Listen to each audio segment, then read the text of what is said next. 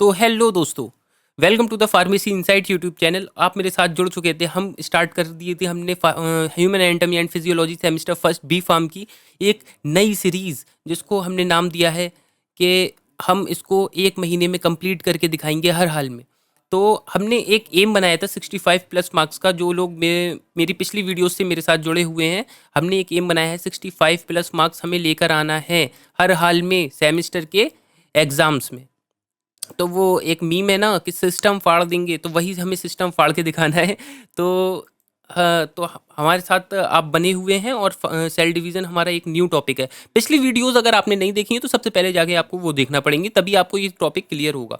पिछली वीडियोस में हमने कवर किया था सेल के बारे में, cells level of organization, cell के बारे में, सेल के ऑर्गेनल्स के फंक्शंस को देखा था, सेल एक्रॉस वही ट्रांसपोर्ट एक्रॉस द मेम्ब्रेन के बारे में, सेल मेम्ब्रेन के बारे में देखा था। तो आज हम देखने वाले हैं सेल डिवीजन के बारे में। One of the important topic है ये हमारे इस यूनिट का। इसमें से बहुत ज़्यादा क्वेश्चंस पूछे जाते हैं, और आता है क्वेश्चन तो पूरे पूरे 15 नंबर का आता है। पूरा माइटोसिस आपसे पूछ लिया जाएगा, पूरा सेल डिवीजन पूछा जाएगा, मियोसिस पूछा जाएगा, अलग अलग तरह से। और one of the complicated topic भी है इस यूनिट में, इसलिए आपको इस वीडियो को बहुत ज़्यादा ध्यान से देखना होगा, बहुत ज़्यादा दिमाग लगाना होगा इसके अंदर, तभी आपको आएगा। और वन ऑफ द ईजीएस्ट भी टॉपिक है ये, बहुत ज़्यादा ईजी भी है अगर आपको समझ में आ रहा है तब। अगर आप वही है कि यूट्यूब चैनल खोल लिया और वीडियो खोल के बैठ गए और सुने जा रहे हैं, दिमाग कहीं और है, तो आपको ये इतनी इजीली समझ में नहीं आएगा। इसीलिए मैं आपको पहले बता दूं, इस वीडियो में आपको बहुत ज़्यादा दिमाग लगाने की ज़रूरत है। तो हम स्टार्ट कर दिया था हमने।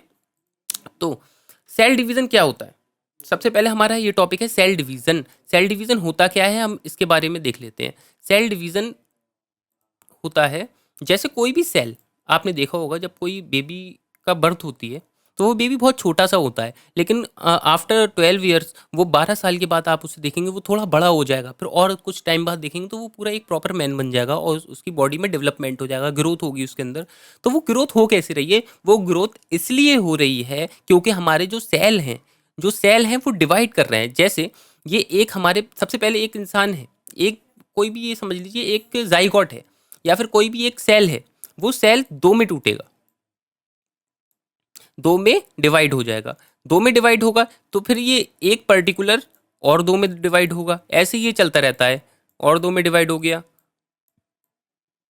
फिर ये और दो में डिवाइड हो गया। ऐसे ही हमारा क्या होता है, बढ़ता रहता है नंबर्स ऑफ सेल हमारी बॉडीज के अंदर। और इस पूरी प्रोसेस को क्या बोलते हैं हम? Cell division. इसमें क्या होता है, नॉर्मली कोई भी एक सेल अपने दो सेल्स में टूटेगा, डिवाइड होगा, फिर वो जो एक पर्टिकुलर सेल होगा फिर वो आगे दो में होगा। ऐसे ही ये नंबर ऑफ सेल्स हमारी बॉडी के अंदर इंक्रीज होते रहते हैं, इसलिए हमें ग्रोथ देखने को मिलती है बॉडी के अंदर। जो बॉडी ग्रोथ होती है उसका मेजर रीज़न यही है कि सेल डिवीज़न हमारी बॉडी में होती है। तो आई थिंक आपको ये समझ में आ गया होगा कि सेल डिवीज़न होती क्या है। सेल का डिवाइड होने को हम बोलते हैं सेल डिवीज़न।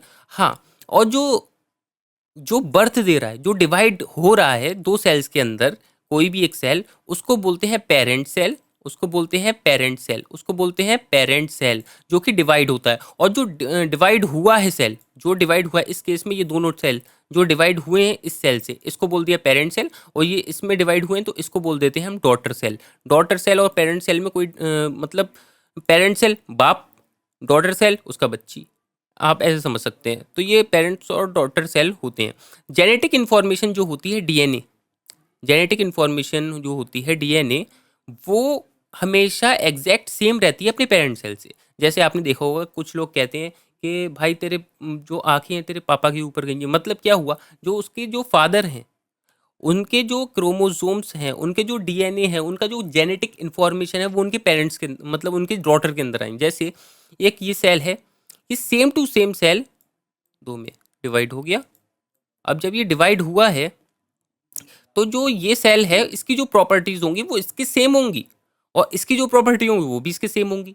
तो आप ये समझ सकते हैं कि जो जेनेटिक इन्फॉर्मेशन होती है वो दो सेल्स के डिवीजन में, जो एक सेल डिवाइड हो रहा है दो पार्ट्स में, दो सेल्स में डिवाइड हो रहा है, दो सब यूनिट्स में डिवाइड हो रहा है, तो जो उसके बीच में प्रॉपर्टीज होंगी वो सिमिलर होंगी। वो जो डॉटर सेल होगा वो पेरेंट सेल से सिमिलर होगा। तो आई थिंक आपको ये समझ आ गया होगा कि सेल डिवीज़न होती क्या है और सेल डिवीज़न क्यों ज़रूरी है बॉडी के लिए। तो वही मैंने आपको बताया कि जो नंबर ऑफ सेल जैसे जैसे इंक्रीज होते जाते हैं हमारी बॉडी के अंदर, सेल मतलब सेल इंक्रीज होते जाते हैं। अब जब सेल इंक्रीज होते हैं तो बॉडी के अंदर डेवलपमेंट और ग्रोथ देखने को मिलती है। जो पेरेंट सेल होता है वो एक पर्टिकुलर एक सेल होता है, एक सेल होता है जो मैंने आपको बना के दिखाया, और डॉटर सेल जो होते हैं वो भी आपको पता चल गया है। सेल डिवीजन जो होती है वो दो तरह से होती है, सेल डिवीजन दो तरह से होती है। एक होती है माइटोसिस और एक होती है मियोसिस। माइटोसिस और मियोसिस क्या होती है वो देखते हैं हम क्या होती है। पहला आता है हमारा माइटोसिस। पहले आप एक सिंपल इंट्रोडक्शन देख सकते हैं कि माइटोसिस होता क्या है। माइटोसिस जो हमारी बॉडी के अंदर सिंपल सेल डिवीजन चल रही है, एक सेल दो में डिवाइड हो गया, जो अभी मैंने आपको बताया था, दो में डिवाइड हुआ। जो दो सेल थे, ये वाला सेल था, ये दो में हुआ, ये दो में हुआ, फिर ये जो सेल निकले ये दो में हुआ, ये दो, ऐसे जो बढ़ते जा रहा है, गिनती जो बढ़ती जा रही है, वो जो हमारी बॉडी के अंदर चल रही है उसे माइटोसिस बोलते हैं। जो नॉर्मल सेल्स हमारी बॉडी के अंदर होते हैं, स्किन के ऊपर सेल दीजिए, स्किन को मतलब छोटा सा टुकड़ा तोड़ के देख लीजिए, या फिर कोई भी हमारी बॉडी के अंदर अलग अलग पार्ट्स हैं उसके अंदर जो वो चलता है सेल डिवीजन, वो माइटोसिस ही चलता है। ये सोमेटिक सेल्स में होता है। सोमेटिक सेल्स कौन से होते हैं? सोमेटिक सेल्स वो होते हैं जो कि हमारी बॉडी के अंदर प्रेजेंट हैं, जो हमारे एक्सटर्नल पार्ट्स में प्रेजेंट हैं, इंटरनल पार्ट्स में प्रेजेंट हैं, वो सब सोमेटिक सेल्स, जो कि एनिमल सेल्स होते हैं एक तरह से, वो होते हैं। और जो ये डिवीजन हो रही है, जो माइटोसिस होता है, उसके अंदर ग्रोथ ऑफ सेल होता है। समझ में आ गई? ये ग्रोथ के लिए रिस्पॉन्सिबल है। ये रिस्पॉन्सिबल किसके लिए? हमारी जो ग्रोथ हो रही है, हम छोटे थे पहले, अब हम बड़े हो गए, तो ये जो ग्रोथ हो रही है इसके लिए कौन रिस्पॉन्सिबल है? इसके लिए रिस्पॉन्सिबल है माइटोसिस। इसके लिए माइटोसिस रिस्पॉन्सिबल है। और मियोसिस क्या होता है? मियोसिस क्या होता है? मियोसिस होता है, ये जो गैमीट्स होते हैं, मेल और फीमेल के जो गैमीट्स होते हैं उनके फॉर्मेशन के लिए रिस्पॉन्सिबल होता है। जैसे मेल गैमीट हो गया स्पर्म, स्पर्म के जो फॉर्मेशन होता है, स्पर्म सेल्स का जो फॉर्मेशन होता है, उसके लिए कौन रिस्पॉन्सिबल है? उसके लिए मियोसिस रिस्पॉन्सिबल है। जो फीमेल गैमीट होता है जैसे एग, ओवा, तो उसके लिए कौन रिस्पॉन्सिबल है? उसके लिए भी मियोसिस ही रिस्पॉन्सिबल है। उस प्रोसेस को मियोसिस बोलते हैं। डिवीजन ऑफ स्पर्म को मियोसिस बोलते हैं, और डिवीजन ऑफ ओवा सेल्स को बोलते हैं मियोसिस। ठीक है, दोनों को मियोसिस बोलते हैं। ये रिप्रोडक्टिव सेल्स जो होते हैं उनका फॉर्मेशन को हम उसके लिए रिस्पॉन्सिबल होता है मियोसिस। लेकिन इसके अंदर एक चीज होती है, हमने पढ़ा कि क्रोमोसोम जो होते हैं, क्रोमोसोम जो होते हैं माइटोसिस में सेम रहते हैं। जैसे जो क्रोमोसोम इसके अंदर होंगे न्यूक्लियस में इसके, वही क्रोमोसोम इसके अंदर आएंगे, वही क्रोमोसोम इसके अंदर। अगर इसके अंदर 46 हैं तो इधर भी 46, और इधर भी 46। आगे देखेंगे तो इधर भी 46 और इधर भी 46। तो यहाँ पर क्रोमोसोम सेम रह रहे हैं। माइटोसिस में क्रोमोसोम सेम रह रहे हैं। मियोसिस में क्या हो जाता है? इसका हाफ हो जाता है। जैसे इधर 46 है, तो आप आगे देखेंगे यहाँ 23, यहाँ भी 23। तो ये मियोसिस की कहानी है। माइटोसिस में क्रोमोसोम सेम रहते हैं, मियोसिस में क्रोमोसोम रिड्यूस हो जाते हैं, इसलिए इस डिवीजन को बोलते हैं, मियोसिस को, रिडक्शनल डिवीजन। तो अभी हमारा पहला टॉपिक है माइटोसिस। माइटोसिस के बारे में हम पूरी बात कर लेते हैं, क्या होता है। हमने पढ़ा कि एक सेल के बारे में पूरी हमने डिटेल में पढ़ लिया था पिछली वीडियो में कि सेल होता क्या है, सेल के अंदर न्यूक्लियस होता है। तो इस पूरी कहानी में आपको 4 से 5, इसके अंदर आपको 5 फेज देखने को मिलेंगी। 5, वैसे नॉर्मली हम 4 कहते हैं, इसमें 5 देखने को मिलेंगी आपको। नॉर्मली अगर आप इतनी लिख के आएंगे तब भी आपको पूरे नंबर मिलेंगे। इंटरफेस को अगर आप स्किप भी कर देंगे तब भी आपको पूरे नंबर मिलेंगे। तो इसके अंदर 5 फेज होती हैं। पहला इंटरफेस, जो कि प्रिपरेशनल फेज होती है। फिर मेन फेज आती है हमारी प्रोफेज, मेटाफेज, एनाफेज, टेलोफेज। अब माइटोसिस के बारे में हमने पहले ही पढ़ ली है चीज़, क्या होता है। ये प्रोसेस होता है सेल डिवीजन का। इसके अंदर क्या होता है, दो डॉटर सेल बनते हैं सिंगल पेरेंट सेल से। एक सेल से, एक सिंगल पेरेंट सेल से दो डॉटर सेल बनते हैं। इस प्रोसेस को बोलते हैं हम माइटोसिस। आपको ये होप क्लियर हो गया, आई होप ये आपको बिल्कुल समझ में आ गया होगा। अगली लाइन का मतलब है डॉटर सेल जो होता है वो सेम आइडेंटिकल होता है। एक जो डॉटर सेल्स होते हैं वो अपने पेरेंट सेल्स के सिमिलर होते हैं। जो इसकी प्रॉपर्टीज होंगी, इसका जो स्पेसिफिकेशन जो भी होगा वो इसका होगा। जो नंबर ऑफ क्रोमोसोम इसके अंदर होंगे वही नंबर ऑफ क्रोमोसोम इसके अंदर होंगे। तो ये सिमिलर होता है किसके? अपने पेरेंट सेल के। इसके अंदर ये 5 चीज़ें आती हैं, इंटरफेस, प्रोफेज, ये सब इसके स्टेजेस के नाम है। कि आप ये समझिए कि माइटोसिस में एक सेल डिवाइड हो रहा है, तो वो 5 स्टेज जो होती हैं उससे डिवाइड होता है पूरा सेल। तो 5 स्टेज जो होती हैं उससे डिवाइड होता है। इस पूरी स्टेज, ये पांचों स्टेज को बोलते हैं हम कैरियोकाइनेसिस। Karyokinesis, karyokinesis. इस पूरी 5 स्टेज को बोलते हैं कैरियोकाइनेसिस। ठीक। इसके बाद एक टॉपिक आता है साइटोकाइनेसिस। वो इसके जो सारी स्टेजेस जब कंप्लीट हो जाती हैं, 5 की 5 स्टेज कंप्लीट हो जाती हैं, उसके बाद एक नई चीज़ देखने को मिलती है हमें, साइटोकाइनेसिस। अब हम इसको डिटेल में देख लेते हैं कि इसकी स्टेज का काम क्या है और ये स्टेज होती कैसी हैं और क्या करती हैं हमारी सेल के अंदर। सबसे पहला आता है हमारा इंटरफेस। इंटरफेस क्या चीज़ होती है? इंटरफेस स्टेज में होता क्या है, इसके बारे में पूरा देख लेते हैं। Interphase, interphase the cell prepare of division, मतलब मैंने कहा ये प्रिपरेशनल प्रिपरेशनल फेज है। इंटरफेस जो है वो प्रिपरेशनल फेज है। ये कोई हमारा सेल है, ये हमारा न्यूक्लियस है। हम साइटोप्लाज्म की बात नहीं करेंगे। हमने पहले पढ़ा था जो न्यूक्लियस होता है उसके बाहर होती है न्यूक्लियर इन्वेलप, जो कि उसकी लेयर को बोला जाता है, उसकी मेम्ब्रेन को बोला जाता है आउटर। और जो न्यूक्लियस होता है उसके अंदर क्रोमेटिन प्रेजेंट होते हैं, क्रोमेटिन प्रेजेंट होते हैं। ठीक अंदर न्यूक्लियस होता है। ये पूरा हमने डायग्राम पिछली वीडियोस में देख लिया, इसलिए मैं कह रहा हूँ पहले अगर आपने पिछली वीडियोस नहीं देखी हैं वो आपको देखना बहुत ज़्यादा ज़रूरी है, तभी आपको आगे की बात समझ में आती जाएंगी और बेहतर रहेगा आप पिछली वीडियोस देख लें। तो इसके अंदर क्या है कि सेल डिवीज़न हो रहा है, तो पहली फेज इंटरफेस है। इंटरफेस में क्या होता है, सेल का जो साइज होता है वो इंक्रीज होना स्टार्ट होता है। डिवीज़न, भाई डिवीज़न होना है, सेल अब 2 पार्ट्स में डिवाइड हो रहा है। सेल अपने मतलब डिवीज़न करने वाला है, तो उससे पहले वो क्या करता है, थोड़ा अपना साइज़ को इंक्रीज़ कर लेता है। इंक्रीज़ कर लेता है, उसके साथ-साथ जो उसके अलग ऑर्गेनेल्स होते हैं, ऑर्गेनेल्स क्या, जो गोल्गी एपरेटस हो गया, एंडोप्लाज्मिक रेटिकुलम हो गया, ये सब होते हैं। ये सब क्या होने लगते हैं, ये हल्के-हल्के, हल्के-हल्के गायब होने लगते हैं, धुंधले दिखने लगते हैं, गायब होने लगते हैं। और डीएनए जो होता है वो रेप्लिकेट होता है। वो मैं आगे बताऊँगा आपको जब सेल साइकिल पढ़ाऊँगा कि डीएनए रेप्लिकेशन होता क्या है। फिलहाल आप ये समझिए ये ऐसा होता है। और जो सेंट्रियोल्स होते हैं वो अपने पेयर्स मतलब तैयार हो जाते हैं अपने डिवीज़न के लिए, क्योंकि वन ऑफ द इम्पॉर्टेंट चीज़ है जो कि डिवीज़न कराती है। सेंट्रियोल्स क्या होता है ये आपको पहले पता चल गया होगा, जो कि सेल डिवीज़न में काम करता है। सेंट्रियोल्स एक सेल ऑर्गेनेल होता है। अब आते हैं हम अपने अगले टॉपिक मेटाफेज पे। मेटाफेज पे आई होप इंटरफेस समझ आया होगा सबको। अगर कोई भी चीज़ में आपको दिक्कत आ रही है तो आप मुझे तुरंत, अत्यंत तुरंत कमेंट करके बोलें कि ये वाली बात समझ में नहीं आई, मैं दोबारा से आपको समझाने की कोशिश करूँगा। कोई इतनी दिक्कत वाली बात नहीं है, सब भाई लोग हैं अपने। तो मैं पढ़ रहा था अपनी अलग अलग स्टेजेस के बारे में। मेटाफेज क्या होता है, मेटाफेज के बारे में देख लेते हैं। लेकिन मेटाफेज हमारी थर्ड फेज होती है, इससे पहले आता है प्रोफेज। प्रोफेज होती है हमारी इनिशियल फेज। इस सब इंटरफेज के बाद जो सबसे पहली फेज आती है वो होती है प्रोफेज। प्रोफेज का काम क्या होता है, मेटाफेज के बाद आएगी, उसके बाद एनाफेज। प्रोफेज सबसे ज़्यादा इंपॉर्टेंट और सबसे बड़ी फेज होती है। इसके अंदर अलग अलग तरह के काम चलते हैं। जैसे काम आप देख सकते हैं कि जो सेंट्रियोल्स होते हैं, प्रोफेज में जो सेंट्रियोल्स होते हैं वो इक्वेटर पे आने लगते हैं। इक्वेटर प्लेन क्या होता है, जब ये सेंट्रियोल्स जो होते हैं ये इक्वेटर इधर आ जाएगा और इधर आ जाएगा, ये सेंट्रियोल्स इधर आ जाएंगे, मतलब बिल्कुल सीधी लाइन में आ जाएंगे। और क्या होता है, और जो ये क्रोमेटिन है ये कन्वर्ट हो जाते हैं एक क्रोमेटिड्स में, क्रोमेटिड्स में कन्वर्ट हो जाते हैं। क्रोमेटिड्स में सेंट्रोसोम इधर आ जाएगा, क्रोमेटिड्स में ये कन्वर्ट हो जाएंगे और एक तरह का स्पिंडल फाइबर टाइप का क्रिएट कर लेंगे। स्पिंडल फाइबर, स्पिंडल फाइबर जो कि ये है, इसे बोल दिया हमने स्पिंडल। एक तरह का जाला, एक तरह का नेटवर्क बना लेते हैं आपस में। जैसे इधर ये आ गया, ये इस तरह का एक नेटवर्क बना लेंगे, इस तरह से एक नेटवर्क बना लेंगे, ये इस तरह से एक नेटवर्क बना लेते हैं। तो इसे बोलते हैं हम पहली फेज़। पहली फेज़ में क्या क्या हो रहा है फिर से एक बार देख लीजिए।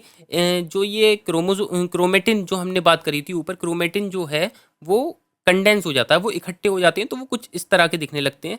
ये होता है ये जो होते हैं वो इस तरह के दिखने लगते हैं, तो इसे बोलते हैं कंडेंसेशन ऑफ क्रोमेटिन। कंडेंसेशन का मतलब होता है एक जगह जुड़ जाना, क्रोमेटिन का जुड़ जाना, उसे बोलते हैं हम कंडेंसेशन ऑफ क्रोमेटिन। सबसे मेजर चीज़ यही है। क्रोमेटिन जो होगा पहले थ्रेड लाइक स्ट्रक्चर होगा न्यूक्लियस के अंदर, हमने पहले पढ़ा है न्यूक्लियस के डायग्राम में। तो वो किस में कन्वर्ट हो जाएगा, वो कंडेंस हो जाएगा। वो कंडेंस होने के बाद इनिशियल फेज में कंडेंसेशन ऑफ क्रोमेटिन होगा और इस तरह से कुछ दिखने लगेगा।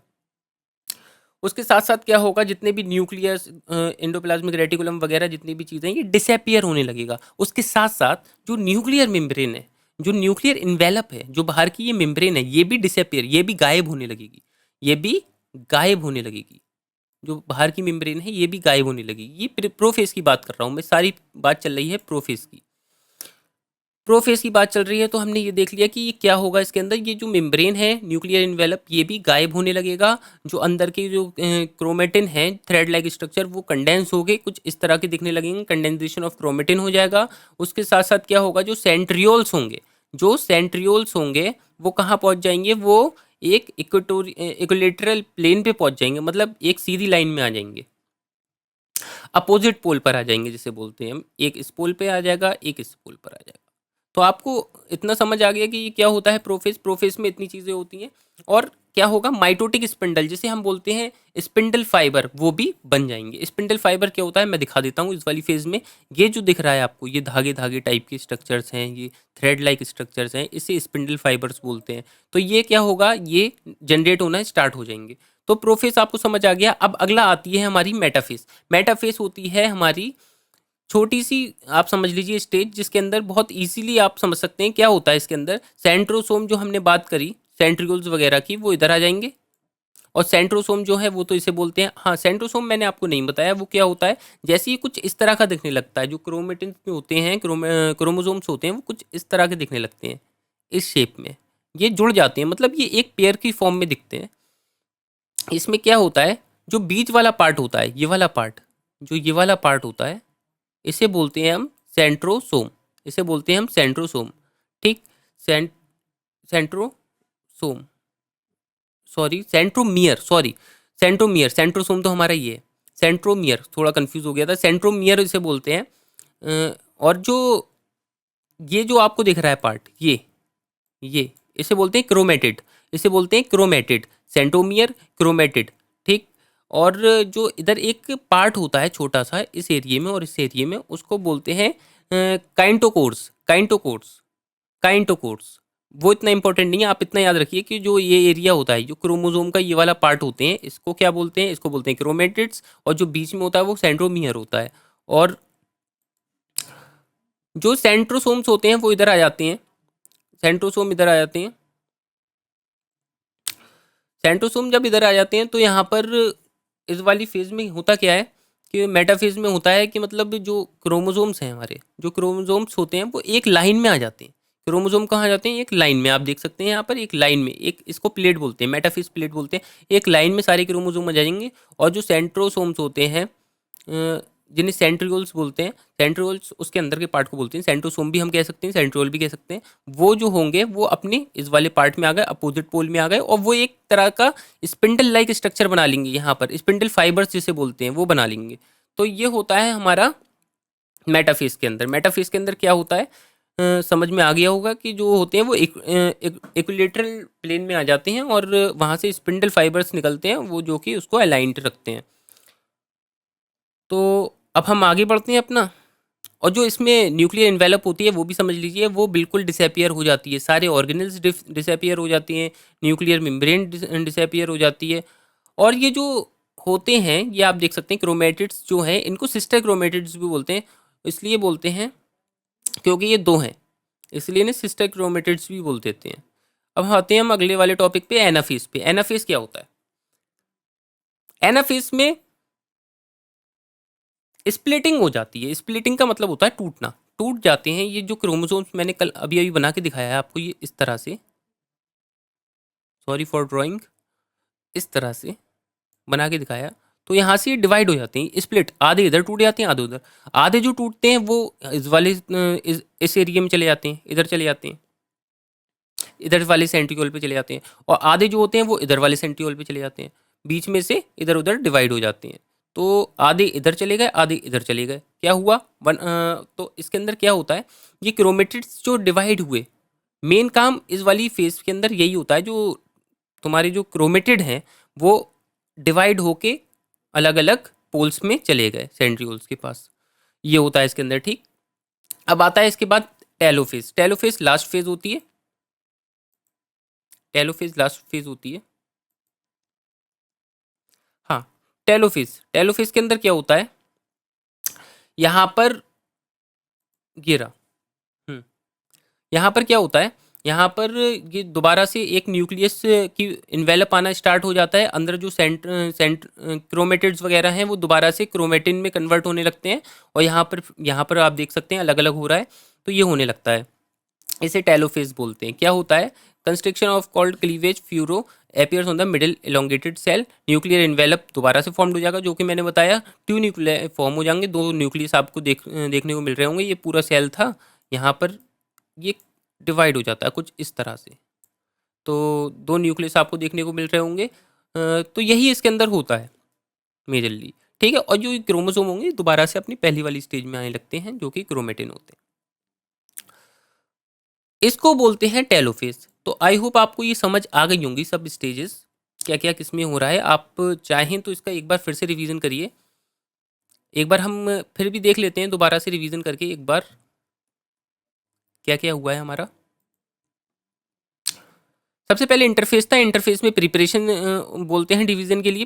प्रिपरेशन ऑफ डिवीजन चलती है। वहाँ पे सेंट्रियोल्स जो होते हैं वो दोनों पेयर्स जो होते हैं उसके अलग अलग अपोजिट पोल पे जाना स्टार्ट हो जाते हैं, और कुछ जो सेल ऑर्गेनल्स होते हैं वो डिसअपियर होने स्टार्ट हो जाते हैं। फिर आता है प्रोफेस। प्रोफेस के अंदर क्या होता है, जो सेंट्रियोल्स होते हैं वो हमारे बिल्कुल जैसे बोलते हैं अपोजिट पोल पे पहुंच जाते हैं, और जो क्रोमेटिन होते हैं वो हल्के हल्के क्या करते हैं, दिखना स्टार्ट होते हैं, और माइटोटिक स्पिंडल जिसे बोलते हैं, स्पिंडल फाइबर निकलना स्टार्ट हो जाते हैं, जाला निकलना स्टार्ट हो जाता है।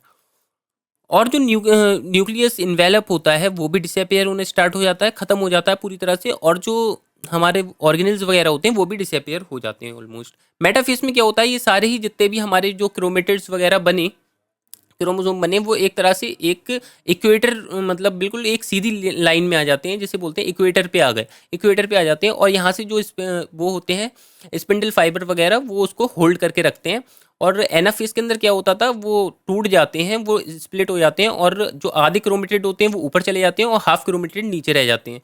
और अगली फेज में हमने देखा था कि टेलोफेज। टेलोफेज के अंदर क्या हो रहा था, जो न्यूक्लियर इन्वेलप जो हमारे पहले आपने स्टार्टिंग में देखा होगा वो दोबारा से बनना स्टार्ट हो जाता है। यहाँ पर जो हमारे मतलब जो क्रोमेटेड आधे ऊपर गए थे आधे इधर गए थे, तो ये ऊपर वाले हैं ये नीचे वाले हैं, यहाँ पर आना स्टार्ट हो जाता है न्यूक्लियर इन्वेलप, और ये दोबारा से क्रोमेटिन वाले स्ट्रक्चर, थ्रेड लाइक स्ट्रक्चर में चेंज हो जाता है। जो थ्रेड लाइक स्ट्रक्चर हमने पढ़ा था उसमें ये दोबारा से होना स्टार्ट हो जाता है। तो आई होप ये समझ आ गया होगा कि टेलोफेज क्या होता है, साइटोप्लाज्म डिवाइड हो।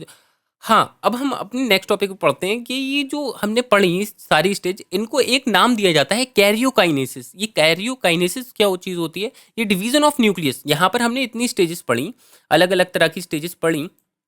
तो इसके अंदर मेन काम क्या चल रहा है, इसमें डिवीजन ऑफ न्यूक्लियस तो चल रहा है। पहले न्यूक्लियस ऐसा था, उसके बाद में क्रोमोसोम ऐसे हुए, क्रोमोसोम ये सब कर रहे हैं, उसके बाद में क्या हुआ, वो स्पिंडल इधर उधर चले गए, सब ये सब चल रहा है। तो लास्ट में निकल के क्या आ रहा है, सार क्या निकल रहा है, सार ये निकल रहा है कि इसमें न्यूक्लियस का डिवीजन हो रहा है। तो इस पूरे प्रोसेस को बोल देते हैं, चारों स्टेजेस को बोल देते हैं हम, पांचों स्टेजेस को बोलते हैं कि कैरियोकाइनेसिस। कैरियोकाइनेसिस क्या होता है, सिंपली डिवीजन ऑफ न्यूक्लियस। और टेलोफेज के बाद एक फेज स्टार्ट होती है जिसे बोलते हैं साइटोकाइनेसिस। साइटोकाइनेसिस में क्या होता है, सिंपली आप देख सकते हैं साइटोकाइनेसिस के अंदर ये होता है डिवीजन ऑफ साइटोप्लाज्म। यहाँ पर जो साइटोप्लाज्म हमारे सेल के अंदर प्रेजेंट था, वो आधा साइटोप्लाज्म ऊपर पहुंच जाता है, आधा साइटोप्लाज्म नीचे आ जाता है, तो उसको बोल देते हैं हम साइटोकाइनेसिस। आई होप ये समझ आ गया होगा आप लोगों को कि क्या क्या हो रहा है इसके अंदर। इसमें एक नॉर्मल रफ तरीके से आपको बताया गया कि क्या क्या चल रहा है, तो आप इधर भी देख सकते हैं।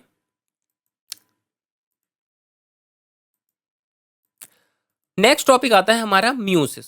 अब ये मियोसिस के बारे में हमें पूरा देखना होगा, ये बहुत लंबा डिवीजन होता है मियोसिस जो होता है। इसके अंदर क्या क्या होता है ये देखते हैं हम।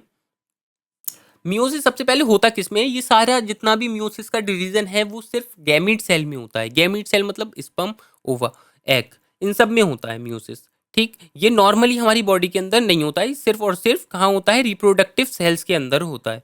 मियोसिस में क्या होता है कि जो गैमीट होते हैं, मेल और फीमेल के मिलके बनाते हैं जाइगोट। जाइगोट कैसे बनता है, जैसे कोई मेल गैमीट है, स्पर्म मेल गैमीट है, रिप्रोडक्शन के टाइम पे मेल गैमीट है वो एंटर हो जाता है। मेल गैमीट एंटर होता है कहाँ पर, वेजाइना में। वेजाइना से वो कहाँ पहुँचता है, वो पहुँचता है एग के पास। तो वो आपस में मिल के क्या बना लेते हैं, एक नया सेल बना लेते हैं, जाइगोट। जाइगोट बना लेते हैं। तो जो जाइगोट बना वो किसकी वजह से बना, वो बना मियोसिस की वजह से। और जो स्पर्म बने थे किसी के अंदर, वो भी मियोसिस की वजह से। तो ये जितने भी रिप्रोडक्टिव सेल्स होते हैं ये सब किससे बनते हैं, ये सब बनते हैं मियोसिस से। अब इसको हम डिटेल में देखें तो ये देखते हैं कि हमें पता है कि मेल जो होता है, एक मेल है, आप नॉर्मली सिंपल तरीके से समझिए, मेल है, और एक ये है फीमेल। इनके अंदर क्रोमोसोम है 2n, 2n, और इनके अंदर भी क्या है, 2n, इसके अंदर भी 2n है। ठीक, इसने क्या दिया, स्पर्म, इसने क्या दिया, एग।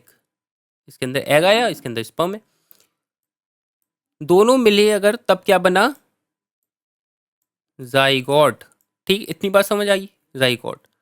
जो ये 2n वाला मेल है और 2n वाली फीमेल है, इन दोनों को इस वाली फेज में क्या बोलेंगे? डिप्लॉइड। डिप्लॉइड क्यों बोलेंगे ये बात कर लेते हैं अभी। डिप्लॉइड बोल लेंगे, ठीक है। और इस वाली फेज में क्या बोलेंगे? इधर क्या आएगा? एन ये देगा, एन ये देगा। मतलब क्या हो रहा है? रिडक्शन ऑफ क्रोमोजोम हो रहा है इसके अंदर, रिडक्शन ऑफ क्रोमोजोम हो रहा है। इसको बोलते हैं हैप्लॉइड। हैप्लॉइड, ठीक। तो यहाँ पर डिप्लॉइड है, यहाँ हैप्लॉइड है, ठीक है। तो इसका मतलब क्या हो रहा है? इसका मतलब ये हो रहा है कि जो पहले मेल था उसने अपने 20 मतलब 46 अगर क्रोमोसोम है तो उसने दिए अपने 23, और 23 किसके आए? फीमेल के। वो आपस में इंटरचेंज हुए, आपस में इंटरचेंज हुए, तभी तो कहते हैं नाक मापे गई है, बाल बापे गए हैं। तो वो सब क्यों होता है? वो जेनेटिक इन्फॉर्मेशन को इधर उधर करने के लिए होता है। तो इंटरचेंज हुए। तो जो ये रिडक्शन ऑफ क्रोमोसोम हुआ, ये सिर्फ और सिर्फ मियोसिस के अंदर होता है। पहले 2n था, अब n आया, n वहां से आया, दोनों आपस में मिले, तो ये क्या हुआ? रिडक्शन ऑफ क्रोमोसोम हुआ। ठीक, इतनी बात आ गई समझ में। माइटोसिस और मियोसिस के बारे में समझ में आया। माइटोसिस क्या होता था? वहां पे पेरेंट सेल होता था, वो डायरेक्टली किस में डिवाइड करता था? 2n उसके पास क्रोमोसोम होते थे, वो दो में डिवाइड कर जाता था, वो डिवीजन करता था, दो सेल बनते थे, न्यू सेल, डॉटर सेल जो होते थे, और उनके अंदर भी 2n क्रोमोसोम रहते थे। यहाँ पर क्या हो रहा है? यहाँ पर पेरेंट सेल जो है वो आ रहा है, वो 2n है उसके पास, 2n क्या कर रहा है? n दे रहा है, n दे रहा है, जो मतलब 2n क्या कर रहे हैं? आपस में मिलके क्या निकाल रहे हैं? n। मतलब तो एक सेल कितने निकालता है? 4 डॉटर सेल निकालता है इसके अंदर, ठीक है। और जिसे हम डिवाइड करते हैं म्यूसिस फर्स्ट और म्यूसिस सेकंड में, वो हम आगे देखते हैं क्या होता है। आपको ये समझ आ गया होगा कि म्यूसिस क्या होता क्या है मेनली। तो एक बार इसमें भी देख लेते हैं। Meiosis is a type of cell division होती है by which germ cell, egg, germ cell, gamete cell, egg sperm are produce, ठीक। एग और स्पर्म बनते हैं, उसको बोलते हैं म्यूसिस, ठीक। इतनी बात आई समझ में। One parent cell produce 4 daughter cell. मैंने बताया एक जो पेरेंट सेल होगा वो 4 डॉटर सेल को बनाता है, ठीक है। जो डॉटर सेल होगा वो हाफ नंबर ऑफ उसके अंदर क्रोमोसोम होते हैं। जैसे जो पेरेंट सेल है उसके अंदर 46 है, तो जब डॉटर सेल होगा तो उसके अंदर क्रोमोसोम कितने होंगे? 23 होंगे। हाँ, बहुत बढ़िया, समझ आया, ठीक। During meiosis DNA replicate once but the nucleus divides दो, ठीक है। डीएनए रेप्लिकेशन फिर मैंने कहा मैं आगे बताऊंगा सेल साइकिल के अंदर। अभी आप ये समझिए कि जो न्यूक्लियर डिवाइड होता है वो दो में होता है, वो पहले भी होता था, ठीक। 4 स्टेज होती हैं इसके अंदर न्यूक्लियस डिवाइड होने की, जो कि पहले हमने देखा है। अब हम आगे बढ़ते हैं अपने टॉपिक को लेके, मियोसिस को। तो जो ये मियोसिस होता है ये दो तरह का होता है। सबसे पहले आप ये देखिए, मियोसिस क्या होता है? दो तरह से होता है। पहला होता है म्यूसिस फर्स्ट। जो स्टेजेस हैं म्यूसिस की वो दो दो दो पार्ट्स में हमने उसे डिवाइड करा है। पहला है म्यूसिस फर्स्ट, दूसरा है म्यूसिस सेकंड। म्यूसिस फर्स्ट के अंदर आता है prophase first, metaphase first, anaphase first, telophase first, ठीक। म्यूसिस सेकंड के अंदर आता है prophase second, metaphase second, anaphase second, telophase second. इतनी बात आ गई होगी समझ में, वेरी गुड। जो प्रोफेज होता है वो अपने आप में ही एक 5 स्टेजेस को कवर करता है। इसलिए मैं कह रहा था ये टॉपिक बहुत ज़्यादा लंबा है, इसलिए आपको बहुत ज़्यादा ध्यान से सुनने की ज़रूरत है। जो मियोसिस होता है, फिर से मैं आपको बता दूं, जो मियोसिस होता है वो 2 स्टेजेस में होता है। 2 स्टेजेस मतलब मियोसिस फर्स्ट और मियोसिस सेकंड। मियोसिस फर्स्ट में prophase, metaphase, prophase, metaphase, anaphase, telophase first आता है। मियोसिस सेकंड के अंदर prophase, metaphase, anaphase, telophase second आता है, ठीक है। प्रोफेज फर्स्ट के अंदर और 5 स्टेजेस आती हैं। अब इसके अंदर क्या होता है? सबसे ज़्यादा देखिए, मैं आपको बताऊं, मियोसिस फर्स्ट के अंदर हम जब बात कर रहे हैं तो उसके अंदर तो पहले से ही आपको पता है प्रोफेज फर्स्ट में क्या होता होगा। जो आपने माइटोसिस में पढ़ा है वही प्रोफेज फर्स्ट में इधर होता होगा। प्रोफेज, मेटाफेज, एनाफेज, टेलोफेज क्या क्या होता होगा सब पता है।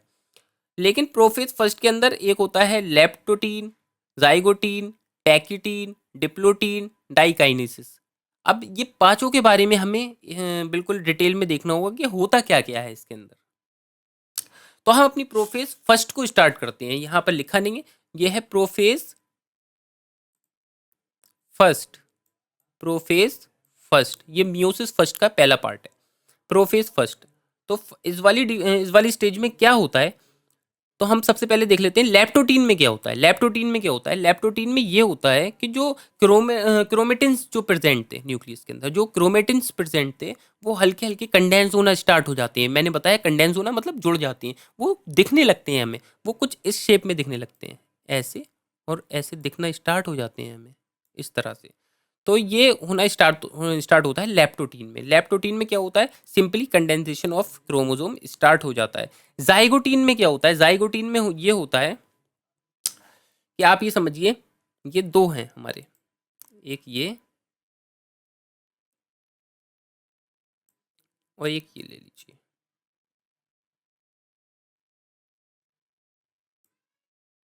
ठीक। ये पेयरिंग ऑफ क्रोमोसोम्स हो जाती है इसके अंदर। उसके अंदर होता क्या है, आप ये देखिए कि आप समझ लीजिए, इसको बोलते हैं हम बाईवेलेंट या टेट्रा फॉर्मेशन। बाईवेलेंट क्यों बोलते हैं, क्योंकि 1 2 1 2 बाईवेलेंट हो गया। टेट्रा क्यों बोलते हैं, 1 2 3 4, इसलिए टेट्रेड या बाईवेलेंट फॉर्मेशन बोल देते हैं। ये आपको पता ही है, इनको क्या बोलते हैं, इनको क्रोमेटिड बोलते हैं। बहुत बढ़िया, क्रोमेटिड बोलते हैं। इसके बीच में है ये, मैं फिल कर दूं थोड़ी सी जगह। और ये जो पार्ट होता है, आप समझिए, ये जो पार्ट होता है, ये जो पार्ट होता है, इसको बोलते हैं साइनेप्सिस। साइनेप्सिस, इसको बोलते हैं साइनेप्सिस, ठीक। और होता क्या है इसके अंदर, आप ये समझने वाली बात है कि ये इस वाले फॉर्म में प्रेजेंट हो जाती हैं। कहाँ पर, हमारे न्यूक्लियस के अंदर में इस वाली फॉर्म में आ जाती हैं, ठीक। क्या होता है, इस वाली फॉर्म में आ जाती हैं, जिसे साइनेप्सिस भी बोलते हैं। और एक बीच में जगह होती है, जो इन दोनों के बीच में ही आपको जगह देखने को मिल रही है, अजीब सा नाम है, साइनेप्टोनेमल कॉम्प्लेक्स। साइनेप्टोनेमल कॉम्प्लेक्स यहाँ पर बन जाता है। पैकेटीन फेज की बात कर लेते हैं इसके बाद। जाइगोटीन समझ आ गई। फिर से इसमें देख सकते हैं आप, homologous chromosome. Homologous chromosome, homologous का मतलब होता है पेयरिंग। जो पेयर हमें देखने को मिला, ये 1 और 2, ये पेयर है ना, तो ये कुछ इस तरह का दिखने लगेगा। तो ये पेयर मतलब का, पेयर को बोलते हैं होमोलोगस क्रोमोसोम्स। कम टुगेदर, आपस के में पास में आएंगे, ठीक है, आपस में पास में आएंगे। ऐसे समझ लीजिए, ये मेल हो गया, ये फीमेल हो गया। आपस में जब ये क्रोमोसोम पास में आएंगे, तो उसको बोलते हैं, उस वाली फेज को बोलते हैं जाइगोटीन। और इसको जो बीच में स्पेस होती है उसे साइनेप्सिस आर फॉर्म्ड, ठीक। पैकिटीन फेज के बारे में बात कर लेते हैं, क्या होता है पैकिटीन। पैकिटीन फेज,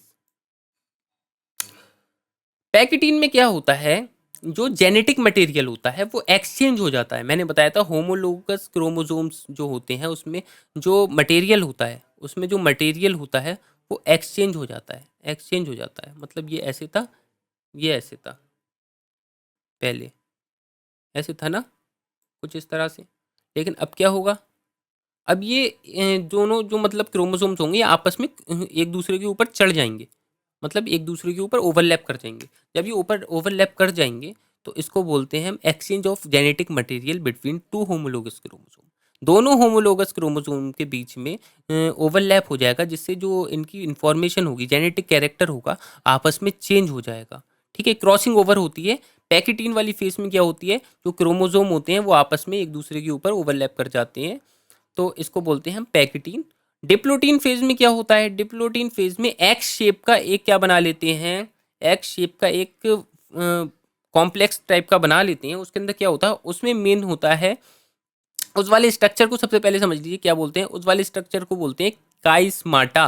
काइस्माटा स्ट्रक्चर होता है। डिप्लोटीन की बात कर रहे हैं हम। डिप्लोटीन में क्या होता है, एक स्ट्रक्चर बना लेते हैं कुछ इस तरह का, ये सिंगल लेयर में डिनोट कर देता हूँ मैं, सिंगल लाइन में, ये और ये आपस में मिले हुए, ठीक। यहाँ पे ले लीजिए, ठीक है। इस तरह का कुछ स्ट्रक्चर बना देते हैं, इसे बोलते हैं काइस्माटा। काइस्माटा जो ये स्ट्रक्चर होता है, ये क्या करता है, इसके अंदर क्या होता है, कुछ कैरेक्टर इसके आप ऐसे समझ सकते हैं। मैं बताता हूँ दोबारा से, अब समझ में आ जाएगा आपको। एक है हमारा ये, ठीक, एक है हमारा ये ब्लैक। और आप एक समझ लीजिए, एक है हमारा ये, ठीक है। इसका जो कैरेक्टर है वो इसमें आ जाएगा। जैसे इसका जो ये कैरेक्टर है वो इस वाले के अंदर आ जाएगा, क्रोमोसोम में, ठीक। और इसका जो कैरेक्टर है वो इस वाले क्रोमोसोम में आ जाएगा भाई, आ जाएगा, ठीक। तो इस वाले स्ट्रक्चर को बोलते हैं हम क्या, और एक ये रहेगा इसका पेयर, काइस्माटा, ये काइस्माटा होता है। तो इसके अंदर क्या होता है, इसमें मेनली क्या होता है कि जो इन्फॉर्मेशन है वो एक दूसरे में पहुंच जाती है। अगला आता है डाइकाइनेसिस। डाइकाइनेसिस में क्या होता है, दोबारा से सेपरेशन ऑफ क्रोमोसोम कंटिन्यू होता है, एक दूसरे से टूटने लगते हैं, इंफॉर्मेशन इंटरचेंज हो गई, एक दूसरे से टूटने लगते हैं, nucleus and nuclear envelope disappear. जो न्यूक्लियस और न्यूक्लियर इन्वेलप जो होती है, न्यूक्लियस जो होता है न्यूक्लियस के अंदर, वो डिसअपियर होना स्टार्ट हो जाता है, और जो हमारी जो न्यूक्लियर इन्वेलप है वो भी डिसअपियर होना स्टार्ट हो जाती है, और जो क्रोमोसोम होते हैं वो सेपरेट होना स्टार्ट हो जाते हैं। सेपरेट मतलब टूटना, सेपरेट होना मतलब एक दूसरे से अलग होना स्टार्ट हो जाते हैं। ठीक, इतनी बात आपको समझ आ गई होगी। अब आते हैं मेटाफेज में। मेटाफेज फर्स्ट, मेटाफेज फर्स्ट बताने की इतनी ज़्यादा कोई ज़रूरत है नहीं, आपको पता है मेटाफेज में क्या होता है। मेटाफेज फर्स्ट में होता है जो क्रोमोसोम होते हैं वो अलाइंड हो जाते हैं, मतलब एक इक्वेटोरियल प्लेन में आ जाते हैं। जैसे आप समझ सकते हैं, ये कोई क्रोमोसोम है, ये क्रोमोसोम, ये क्रोमोसोम, ये क्रोमोसोम आ गए एक ही लाइन में। ठीक है, एक ही लाइन में आ गए ना, सेंट्रियोल, और ये spindle fibre, spindle fibre, spindle fibre, spindle fibre. Same जो माइटोसिस में हुआ वही इसके अंदर हुआ है मेटाफेज फर्स्ट के अंदर। तो ये होता है इसके अंदर। ठीक, तो मेटाफेज फर्स्ट हमें समझ में आ गई है, पहले से पता है। जो इक्वेटोरियल प्लेट जो होती है, जैसे मेटाफेज प्लेट भी बोलते हैं, जो इक्वेटोरियल प्लेट होती है उसमें अरेंज हो जाते हैं हमारे क्रोमोसोम आके। एनाफेज फर्स्ट में क्या होता है, इसके बाद आता है हमारा एनाफेज फर्स्ट। एनाफेज फर्स्ट में क्या होता है, एनाफेज फर्स्ट में ये होता है, हमें पता ही है, जो होमोलोगस क्रोमोसोम होते हैं वो सेपरेट हो जाते हैं, वो सेंट्रियोल की तरफ जाने लगते हैं, हमें पता है। वो टूटते थे, स्प्लिट होते थे, और ऊपर की साइड चलने लगते थे, हमें पता है, और कुछ नीचे की साइड चलने लगते थे आधे सेंट्रियोल्स की तरफ, तो वही होना स्टार्ट हो जाता है। और टेलोफेज में क्या होता है, इन दोनों में क्या हो जाता है, अलग अलग न्यूक्लियस बना लेते हैं ये लोग। ठीक, दो डॉटर सेल बन जाते हैं, यहाँ पर क्या बने, दो डॉटर सेल। अब हम आगे का प्रोसेस देखते हैं होता क्या है। एनाफेज समझ आया, टेलोफेज समझ आ गया। ठीक, टेलोफेज भी समझ आ गया। ठीक है, हाँ एक बात और रह गई थी टेलोफेज के अंदर, हमें पता चल गया टेलोफेज में क्या होता है, डिवीजन हो जाता है हमारे अलग अलग उसका। The parent cell divide into two daughter cell में डिवाइड हो जाते हैं, और ईच डॉटर सेल कितने रख रहा है अपने अंदर, 23। वहां पर माइटोसिस में कितने रखता था, 46। माइटोसिस में कितने रखता था, 46 क्रोमोसोम रखता था, और यहाँ पर कितने रख रहा है, 23 क्रोमोसोम रख रहा है। ठीक है, तो दोनों में यही डिफरेंस है क्रोमोसोम का नंबर का। ठीक, डिप्लॉइड से हैप्लॉइड में कन्वर्ट हो जाते हैं जी। ठीक, आगे बढ़ते हैं। अब आता है हमारा इंटरकाइनेंसिस। इंटरकाइनेंसिस वो शॉर्ट पीरियड होता है, इंटरकाइनेंसिस, इंटरकाइनेसिस वो शॉर्ट पीरियड होता है, इसमें दे नहीं रखा है। मियोसिस सेकंड मैं डिफाइन पूरा नहीं करूंगा, मैं आपको एक स्ट्रक्चर की फॉर्म में समझा सकता हूँ उसे कैसे होता है। हमें इतना पता चल गया मियोसिस फर्स्ट में क्या हो रहा है, दो डॉटर सेल में हमारा एक सेल कन्वर्ट हो जा रहा है। मैं आपको फिर से एक बार रिपीट कर देता हूँ, रुक जाइए। मियोसिस में क्या हो रहा है, एक हमारा सेल है, ठीक, वो सेल क्या हो रहा है, वो डिवाइड कर रहा है, वो डिवाइड कर रहा है, किसी वो डिवाइड करके दो डॉटर सेल में कन्वर्ट हो रहा है। बट वहां पर उसका कितना था क्रोमोसोम, 43 था, और यहाँ पर जो डॉटर सेल आएंगे उसका 23 दोनों में पहुंचेगा। ठीक है, उसका मतलब जो क्रोमोसोम का नंबर है पर्टिकुलर सेल में वो कम हो जाएगा। ठीक है, इसके बाद जब हो जाएगा ये, तो इसकी स्टेजेस कौन कौन सी आएंगी। पहला आता है प्रोफेज। प्रोफेज हमें पता है क्या होता है, प्रोफेज के अंदर हमारी आती हैं अलग अलग 5 फेजेस। ठीक है, पांचों फेज को हमने अच्छे से डिस्कस किया, क्या क्या होता है इसके अंदर। जो क्रोमोसोम्स होते हैं वो अपनी जो जेनेटिक इन्फॉर्मेशन होती है उसको इंटरचेंज कर लेते हैं, थोड़ी सी इन्फॉर्मेशन उससे ले ली, थोड़ी सी अपनी दे दी, वो आपस में इंटरचेंज कर लेते हैं, उसके बाद हमारी असली वाली सेल डिवीजन स्टार्ट होती है। ठीक है, प्रोफेज में क्या हो रहा है, अपनी जेनेटिक इन्फॉर्मेशन को इंटरचेंज कर रहे हैं। मेटाफेज में क्या हो रहा है, वो सारे ही एक इक्वेटोरियल प्लेट में आ जाते हैं। ठीक है, इक्वेटोरियल प्लेट में आ जाते हैं। और एनाफेज में क्या हो रहा है, वो स्प्लिट हो जाते हैं, वो सेपरेट हो जाते हैं और सेंट्रियोल की तरफ बढ़ने लगते हैं। टेलोफेज में क्या हो रहा है, वो लास्ट में आ जाते हैं और एक नए नए मतलब न्यूक्लियस बनाना स्टार्ट कर देते हैं। ठीक, इतनी बात हो गई, न्यूक्लियस बना लेते हैं अपना। ठीक है, और जो क्रोमोसोम्स का नंबर होता है एक पर्टिकुलर जो डॉटर सेल होता है उसके अंदर 23 हो जाता है। 46 पहले था पेरेंट के अंदर, जो डॉटर सेल है उसके अंदर 23 हो गया। अब आता है हमारा मियोसिस सेकंड, इसको हम जरा थोड़ा सा देख लेते हैं। इंटरकाइनेसिस मैंने बता दिया क्या होता है। इंटरकाइनेसिस वो शॉर्ट टाइम ऑफ पीरियड होता है जहाँ पर ये सब कुछ रुक जाता है। मियोसिस फर्स्ट के बाद थोड़ा सा रेस्ट चाहिए होता है सेल को, वो सेल को जो रेस्ट देने का टाइम होता है उसे इंटरकाइनेसिस बोलते हैं। अब आता है हमारा मियोसिस सेकंड, ये क्या होता है इसके अंदर? इसके अंदर भी वही चार चीजें, चार फेजेस कौन कौन सी? Prophase second, metaphase second, anaphase second और टेलोफेज सेकंड। ठीक है, अब आप इसको एक एक करके देख सकते हैं कि अब जो हमारे दो डॉटर सेल आए, जो ये हमारे, ये समझ लीजिए आप, दो डॉटर सेल जो ये हमारे आए इंटरफेस में, ये हम पूरी हमने मियोसिस और को कवर करा है। इंटरफेस में क्या हुआ था? ये हुआ था होमोलोगस क्रोमोसोम ये थे हमारे अंदर, जो मतलब होमोलोगस क्रोमोसोम ये थे। तो पहले वाले मियोसिस फर्स्ट में क्या हो रहा था? ये दो डॉटर सेल में डिवाइड हो जा रहा था। अब ये दो दो डॉटर सेल जो हैं वो फर्दर डिवाइड होंगे किसमें? चार में, चार डॉटर सेल्स में डिवाइड हो जाएंगे। मियोसिस सेकंड इसी का नाम है। अब क्या होगा? ये दो डॉटर सेल क्या करेंगे, कैसे डिवाइड होंगे चार में? तो पहला वाला जो फेज है इसमें लिखी नहीं गई है क्योंकि बिल्कुल सिमिलर है हमारी माइटोसिस की और जो हमने पहले पढ़ा उसके।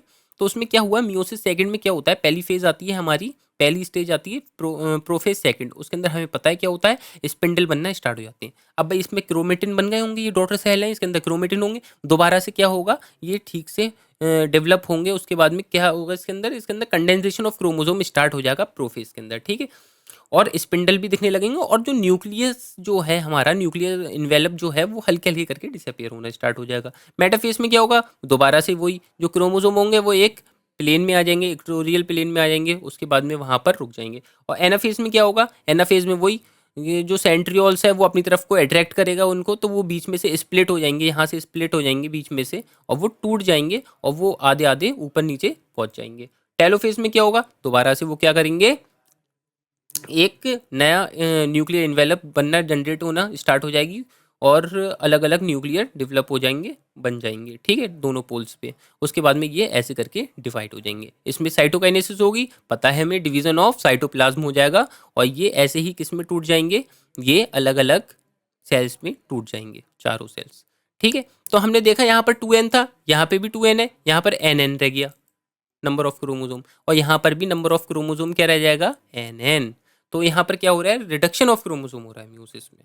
ठीक है, आई होप आपको ये वीडियो अब तक सब समझ आई होगी। अगर इसमें थोड़ी सी भी दिक्कत, मुझे पता है टॉपिक हार्ड है, इतनी इजीली आप नहीं समझ सकते, तो इसको आपको बहुत ध्यान से देखने वाली वीडियो है ये, आप देख चुके हैं। अगर आपको ज़्यादा अच्छे से समझ में नहीं आ पाई है, बैटरी भी लो होने वाली है, हाँ, तो अगर आपको ये ज़्यादा, अगर थोड़ी सी भी इसमें दिक्कत आ रही है, समझ में नहीं आ पाई है, तो आप ये इसको दोबारा से एक बार देख सकते हैं। अगर फिर भी आपको समझ में आए, कोई भी दिक्कत आ रही है, मुझे कमेंट सेक्शन में बताइए, मैं आपको एक्सप्लेन करके एक और वीडियो बना सकता हूँ। अगर आप, क्योंकि सब भाई हैं, मुझे पता है सब लोग यार पढ़ने आए हैं, तो अगर कोई भी दिक्कत आ रही है ज़रा सा भी, इस टॉपिक में नहीं, किसी भी टॉपिक में, पूरी HAP के अंदर कोई भी दिक्कत आ रही है, तो आप मुझे बेझिझक होकर बताइए कमेंट सेक्शन में, मैं अलग से एक्सप्लेनेशन वाली वीडियो उसके ऊपर लेकर आऊँगा। ठीक है, अगला क्या है? डिफरेंस बिटवीन, इसके डिफरेंस की बात कर ली गई है। इसके अंदर, दोनों के अंदर क्या डिफरेंस है आपको अब तक तो समझ आ ही गया होगा। ये असेक्सुअल होता है, ये सेक्सुअल होता है म्यूसिस। ठीक, सेल डिवाइड होता है यहाँ पर एक बार, यहाँ सेल डिवाइड दो बार होता है। देखा नहीं था? म्यूसिस फर्स्ट, म्यूसिस सेकंड, दो बार में हुआ है नहीं हुआ है सेल डिवाइड? पहले दो में हुआ था, फिर चार में हुआ। तो यहाँ पर वो होता है। यहाँ पर 2 डॉटर सेल बनते हैं, यहाँ पर कितने बनते हैं? 4 हैप्लॉइड डॉटर सेल। हैप्लॉइड मतलब जिनका क्रोमोसोम कम हो जाए उसको हैप्लॉइड बोलते हैं। डिप्लॉइड कौन सा? जिसका क्रोमोसोम 2n रहे। ठीक, इतनी बात आ रही है समझ में? जेनेटिक इन्फॉर्मेशन आइडेंटिकल, इधर जो जेनेटिक इन्फॉर्मेशन है वो सेम रहती है। माइटोसिस में जेनेटिक इन्फॉर्मेशन सेम रहती है, लेकिन मियोसिस में जेनेटिक इन्फॉर्मेशन क्या हो जाती है? डिफरेंट हो जाती है। क्यों हो जाती है डिफरेंट? बिकॉज बिकॉज इसलिए डिफरेंट हो जाती है क्योंकि यहाँ पर 46 क्रोमोसोम थे। क्रोमोसोम किसको कंटेन करते हैं? डीएनए को कंटेन करते हैं, डीएनए को कंटेन करते हैं। उसके बाद में ये किस में कन्वर्ट होगा? 23 में। और क्या हमने पढ़ा था? जो हमारा क्रोमोसोम है वो अपनी जितनी भी जेनेटिक इन्फॉर्मेशंस हैं उनको इंटरचेंज करता है। इसकी थोड़ी सी जेनेटिक इन्फॉर्मेशन दूसरे वाले में पहुंच गई और दूसरे की थोड़ी सी जेनेटिक इन्फॉर्मेशन आके इससे ज्वाइन हो गई। तो ये होता है इसके अंदर। आई होप आपको ये वीडियो समझ आई होगी। अगर आपको थोड़ी सी भी ये वीडियो समझ आई है तो प्लीज़ लाइक कर दीजिए इस वीडियो को और चैनल को सब्सक्राइब कर लीजिए हमारे कैंपेन के साथ जुड़ने के लिए। और ऐसे ही मैं वीडियो लेकर आता रहूँगा। आई होप आप समझ रहे हैं, आप इसको पढ़कर आपको बहुत ज़्यादा हेल्प मिल रही है। अगर मिल रही है तो अच्छी-अच्छी कमेंट करिए, और मैं इतनी मेहनत कर रहा हूँ तो यार तो थोड़ी बहुत कमेंट तो बनती हैं, और लाइक भी बनते हैं, सब्सक्राइबर भी बनते हैं। तो ऐसे ही शेयर करते रहिए अपनी वीडियोज़ को, अपने दोस्तों के साथ शेयर करिए, और मुझे ऐसे ही सपोर्ट करते रहिए। Thank you so much.